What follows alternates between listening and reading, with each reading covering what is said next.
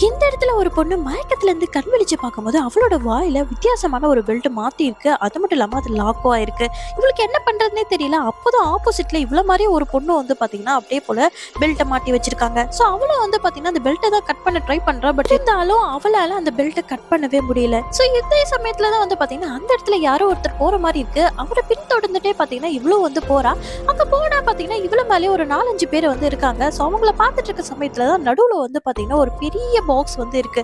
அந்த பாக்ஸ் பக்கத்துலயே வந்து பாத்தீங்கன்னா திறக்கிறதுக்கான ஒரு இரும்பு கம்பியும் இருக்கு. சோ அந்த கம்பியை யூஸ் பண்ணி வந்து பாத்தீங்கன்னா அந்த பாக்ஸை ஓபன் பண்றதுக்காக அவர் ட்ரை பண்றாரு. இப்ப கூட இருக்கக்கூடிய எல்லாரும் வந்து பாத்தீங்கன்னா அப்படியே பயத்துல ஓடி போறாங்க.